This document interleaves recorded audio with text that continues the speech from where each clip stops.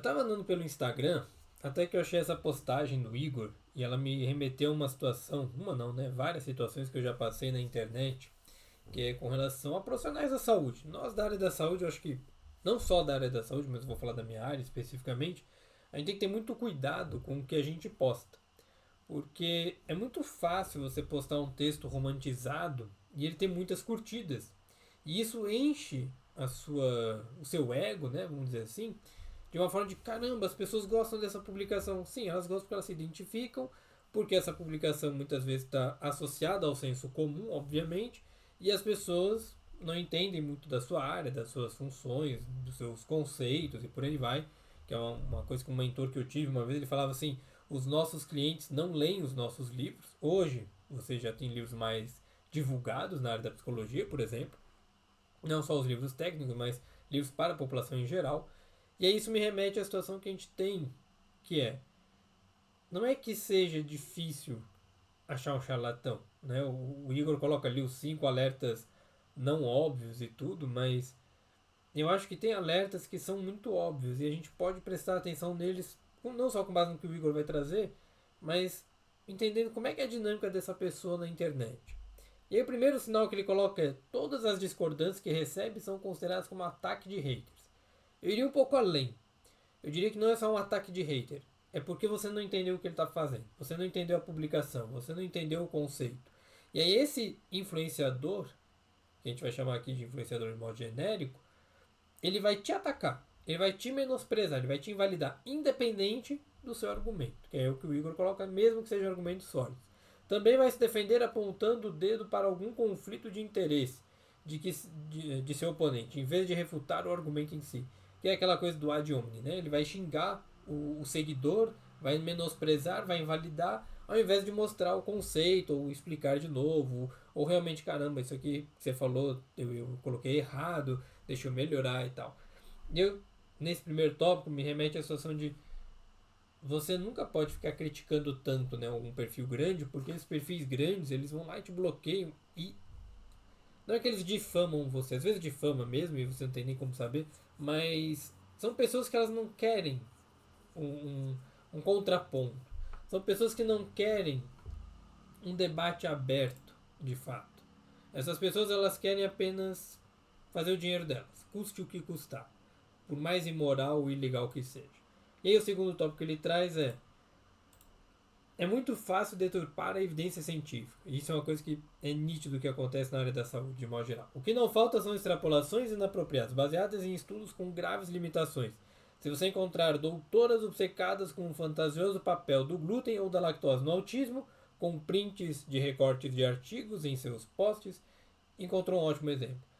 Eu lembro que isso acontecia muito pós-pandemia, 2021, 2022, onde muitos perfis, e eu sei que tem exceções, tem um que eu gosto bastante, que é o do Júlio César, né, o Ineuro, mas muitos perfis que eles pegam um recorte de um título de artigo, não põe o link do artigo, nem nada, é só o título recortado, aquela manchete, aquela H1, né, total ali, headline, como o pessoal chama, e aí faz uma publicação embaixo, um textinho embaixo com a fotinho dele, estilo Twitter e tal, explicando a opinião dele sobre aquele artigo. Aí depois tem uma legenda mais desenvolvida. Novamente, tem dois tipos de perfis que fazem isso. Aqueles que são realmente sérios, que são pessoas que estão trabalhando com pesquisa o tempo inteiro. Elas fazem mestrado, doutorado, pós-doutorado, tem milhares de artigos na internet que são publicados por elas, e elas não necessariamente vão postar os próprios artigos, obviamente, mas elas estudam sobre artigo científico o tempo inteiro. Aquilo ali é a vida delas. Aquilo ali é o trabalho delas. E tem aqueles que, na minha opinião, são os grupos mais charlatões, que eles publicam dessa forma só para ganhar autoridade. Uma falsa perspectiva ou percepção de autoridade. E isso eu percebi muito, até no meu próprio Substack, mas ele tem uma pegada diferente, que é a escrita científica. Eu comecei no meu Substack uma escrita mais informal, mais opinativa, né, vamos dizer assim. E eu comecei a falar, cara, não quero isso, porque eu quero fazer mestrado, eu quero fazer doutorado, eu quero me desenvolver mais na minha área. E eu comecei a pegar a escrita científica. E nisso que eu peguei a escrita científica e fui estudar mais artigos, até peguei o material do Igor, né, que ensina a fazer a leitura de artigos científicos e tudo mais. Fui perguntando para outros colegas que já estão lá na frente. eu me dei conta que existe todo esse mercado, né? Pessoas que usam artigos científicos, autores, o tempo inteiro, para parecer que são autoridade no assunto. E aí que entra isso que o Igor está colocando, né? É muito fácil você deturpar uma evidência científica num país onde um terço da população é analfabeta funcional. Isso, o que é um analfabeto funcional? São pessoas que não sabem ler, escrever, interpretar e fazer conta de matemática. Agora imagina isso quando a gente pega o mercado científico, onde você tem uma precarização do estudo científico no Brasil, você tem uma precarização da interpretação científica, você não tem evolução sobre isso, efetivamente, da escrita científica também. E aí você tem um perfil de um charlatão, de um influenciador, que ele pega a manchete de um artigo e finge que aquilo ali está embasado na ciência, tem uma evidência científica por detrás. E muitas vezes não tem. Tem muito artigo ruim, assim como tem livro. Essa é uma coisa que eu estava conversando com um pessoal do marketing, que é copywriter, como tem livro ruim sendo escrito por IA. De 2024, 2023, mas efetivamente 24, para cá, um monte de livro feito por IA. Um monte. A estrutura é de IA. A linguagem é da IA. Cloud, GPT e por aí vai. Não é só, a pessoa usou e foi intercalando com a IA. Não. É a IA que escreveu. Livros teoricamente técnicos, livros científicos não, mas sim, livros de não ficção e livros de ficção. Livro de ficção não me incomoda tanto, né? A fantasia, tá, a IA que escreveu, tá, tudo bem. Mas quando é um livro mais técnico ou não ficção, não dá para ser tudo por IA. A mesma coisa acontece com o artigo científico. Você tem hoje até pesquisas sobre isso que mostram que desde que a IA chegou a ser mais acessível, isso 2023 para 2024, existe um aumento de número de artigos publicados, além do problema das revistas predatórias e tal, um aumento de números aumento dos números de artigos publicados feitos por IA. E aí tem lá, né, as palavras-chave que a IA geralmente utiliza e tal.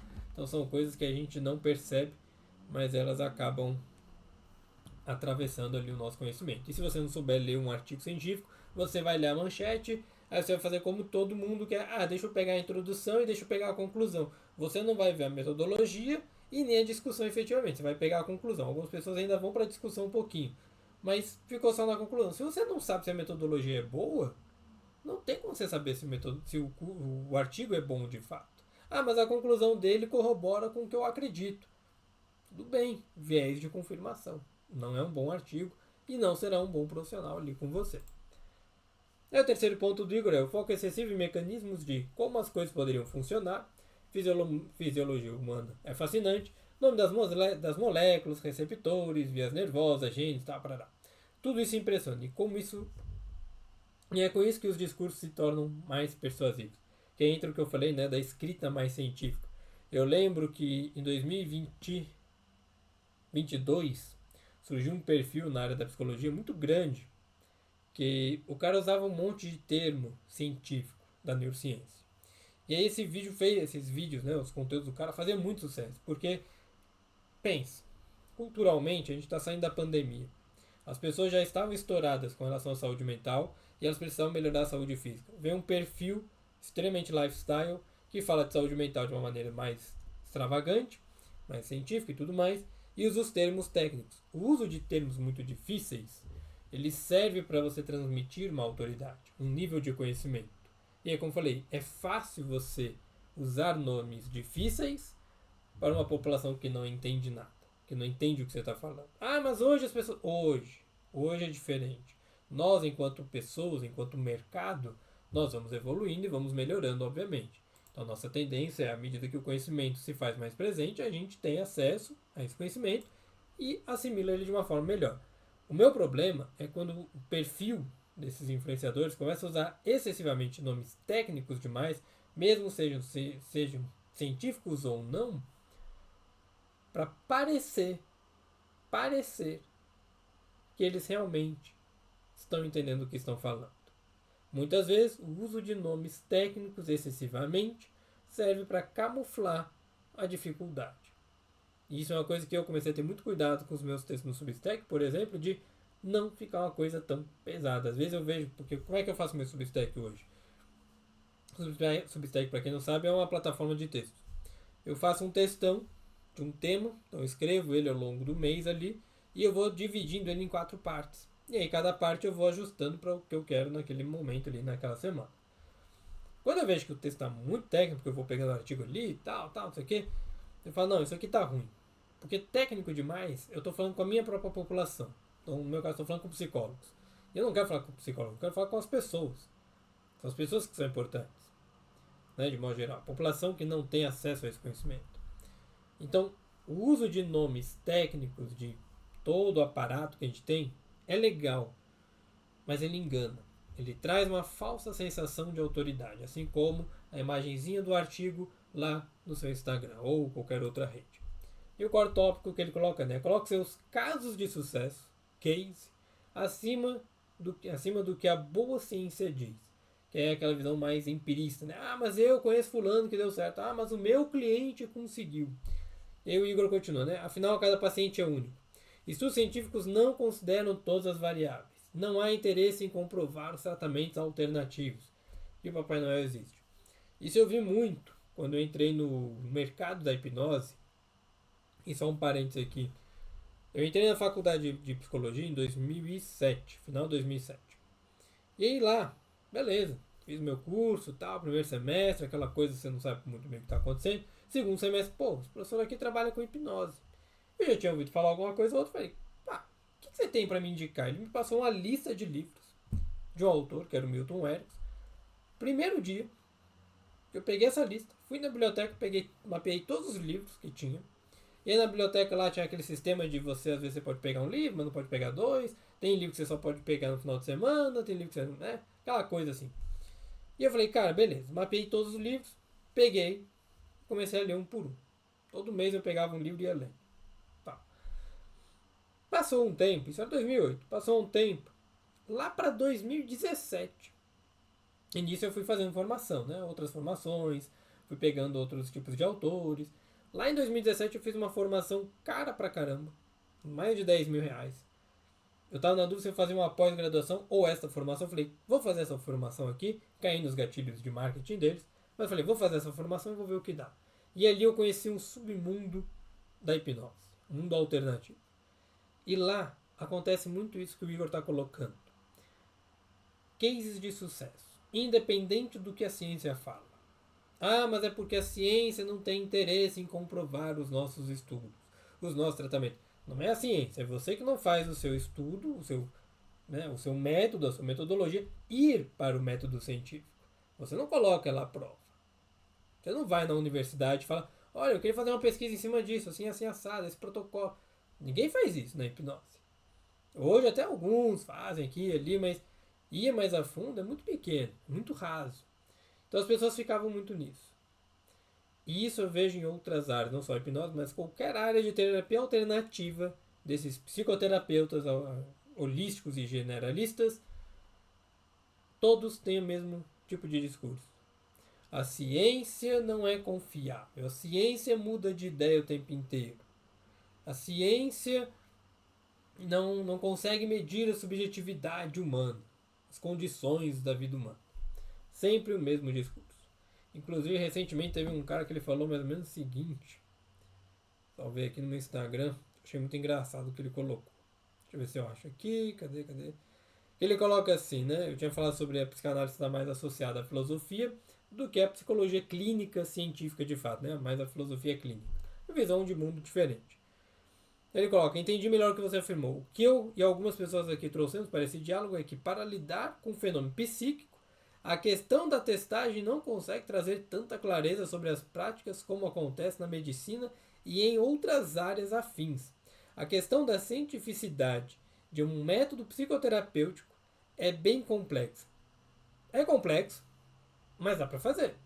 É só você ir lá no negócio fazer, né? Na universidade, elaborar seu método científico, pegar um método, fazer sua pesquisa e tudo mais. Tudo bem. Vejo os estudiosos nessas áreas do campo acadêmico na psicanálise mais criteriosos. Não, porque a psicanálise geralmente não vai para o método científico. Trazem perspectivas de alguns filósofos que se debruçam sobre o assunto, inclusive. Ou seja, está mais próximo da filosofia do que da área científica da psicologia. Mas tudo bem. Normalmente, psicanálise é boa, não é ruim, serve para algumas coisas, serve para alguns públicos, mas não é tão base científica assim. E aí tudo bem, ele continua o seguinte. Eu tento buscar enxergar a ciência como algo mais amplo. Por exemplo, num contexto de luto. Qual posição seria mais científica? Esse cara não sabe nem o que ele está falando, ele não sabe o que é ciência. Recomendar que uma pessoa faça análise ou que ela faça TCC? Aí ele entra num problema. Esse cara é psicólogo. Ele entra num problema que é: ele não sabe qual é a função de uma abordagem, ele não sabe como é que funciona o processo de mudança dentro de uma terapia e ele não sabe o que é ciência. Aí ele coloca aqui, né? Recomendar uma pessoa faça análise ou faça TCC. Eu acho nada científico recomendar a TCC nesse caso, no caso do luto. Me parece tentar diluir óleo na água. É aquelas comparações esdrúxulas que você fala, meu Deus, não faz sentido. Mas se uma pessoa tem problemas de rotina, queixas relacionadas a hábitos de sono, motivação para as atividades no dia, a TCC é melhor. Porém, sinceramente, aparecem mais queixas que envolvem questões de relacionamento, história de vida difícil, dificuldades com o ambiente de trabalho, as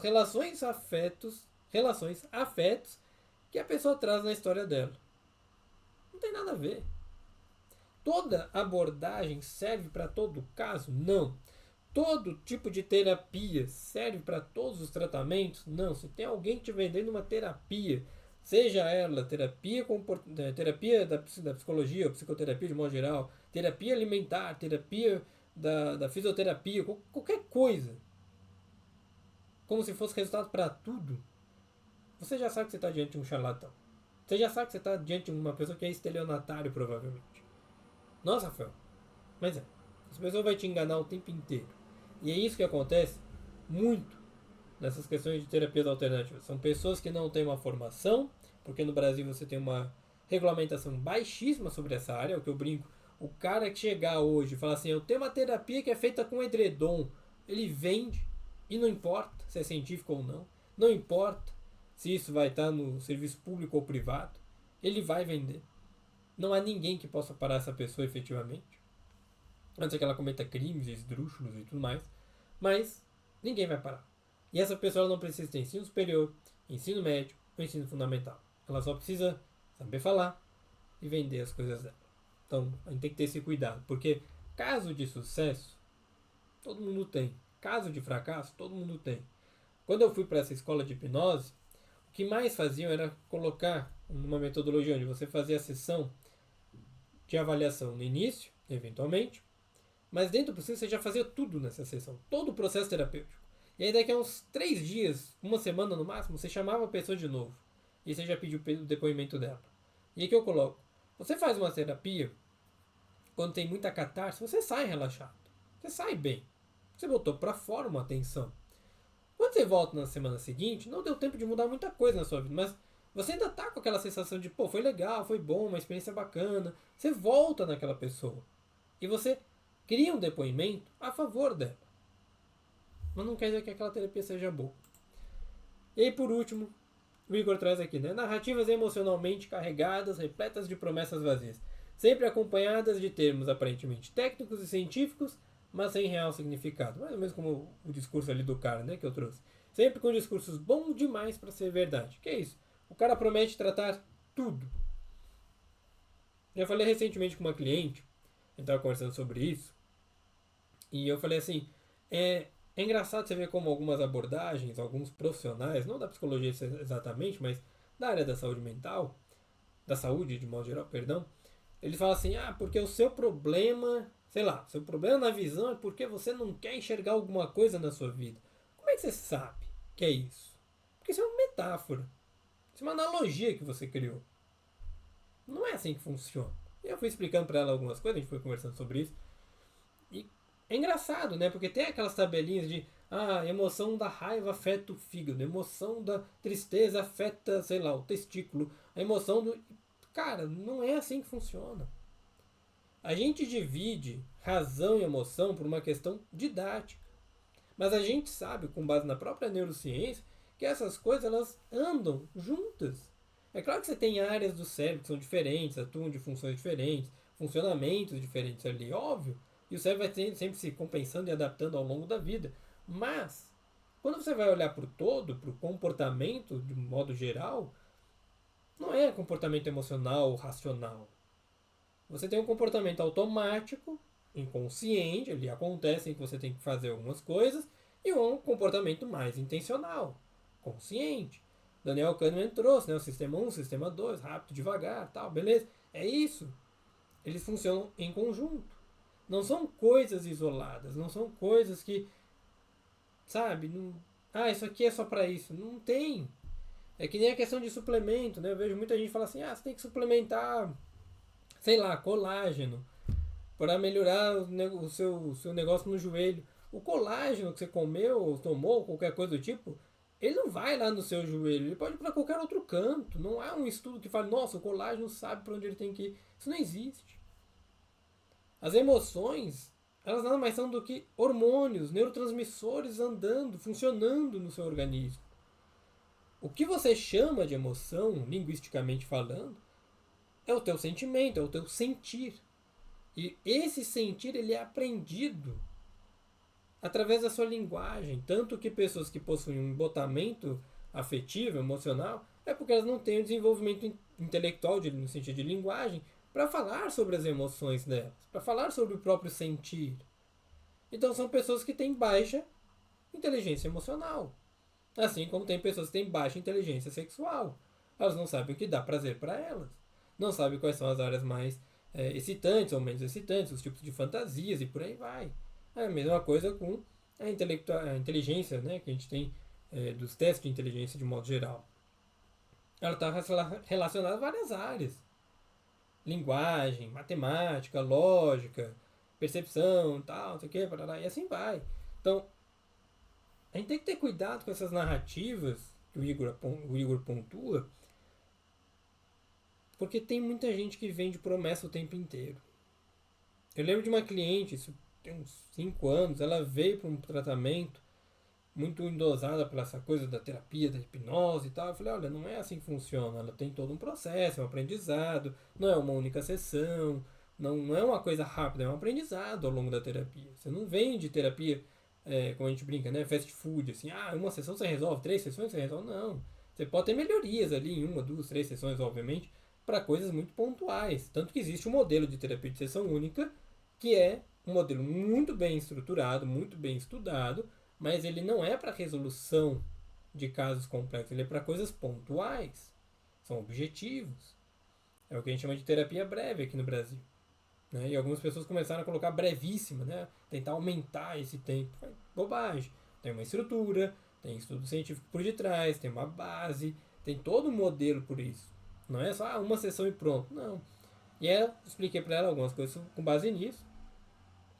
E ela, não, porque eu vi esse outro perfil aqui, desta outra situação, dessa outra instituição e tal. E eu falei, olha, isso aqui que eles estão fazendo é com base nisso aqui. Na mesma, eu peguei o celular, mostrei pra ela, falei, você vai gastar, sei lá quanto que era na época, acho que era 10, 20 mil reais. Você vai gastar 10, 20 mil reais, mas você pode pegar esses 2, 3 livros aqui, que é a base que eles têm de fundamentação. E os livros eram 100 reais, os 3 ali. Então, tem que ter cuidado com essas narrativas, né? E aí que ele coloca, na ciência existe um ditado famoso, alegações extraordinárias exigem evidências extraordinárias.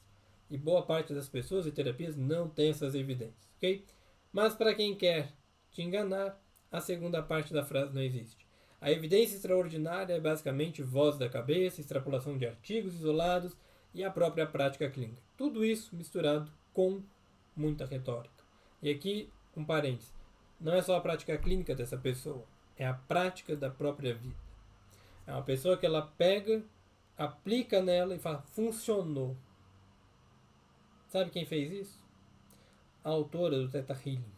Ela inventou que tinha um problema, pegou e misturou várias abordagens, várias teorias, desde hipnose, PNL, Reiki e outras, inventou que tinha um câncer, vendeu essa história do câncer, eu não vou lembrar, Virginia, Victoria, alguma coisa, o nome dela, vendeu que tinha esse problema, e quando foram realmente investigar, ela não tinha nada.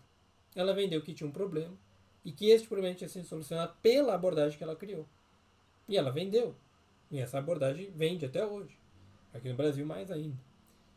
E quando for investigar não tem nada. Ela não teve nenhum problema, nenhum elemento sobre isso. Isso acontece muito. Acontece no Brasil com suplementos alimentares, suplementos hormonais, medicação, terapia, exame. Tem um monte de coisa aqui no Brasil que a gente faz sem precisar fazer. Faz teste da linguinha, não é tão eficaz. Faz aquela, como é que é o nome? Aquele negócio de cortar a língua. Frenologia. Também não é tão eficaz às vezes. Na maioria dos casos não precisa. Mas faz porque dá dinheiro. Você gasta caro. E o pai e a mãe, na primeira viagem, segunda, ele está preocupado com o filho. A mamada tá ruim porque você está aprendendo junto com a criança não sabe mamar. Ela não nasce sabendo isso. Ela aprende a fazer isso. Ela sabe sugar, mas ela suga o dedo na barriga. Ou o próprio líquido ali dentro. O peito é outra estrutura. Ela tem que aprender. E todo esse processo, ele vende. Ele vende na base da sua insegurança, do seu medo, das suas incertezas. Na psicologia acontecia muito isso. Ainda tem, acontece menos, mas ainda tem. Na psicologia especificamente, não no mundo da terapia. O meu método fará você vender mais. O meu método fará você ter mais clientes. A minha forma de trabalho, se você copiar ela, você conseguirá 10 mil por mês.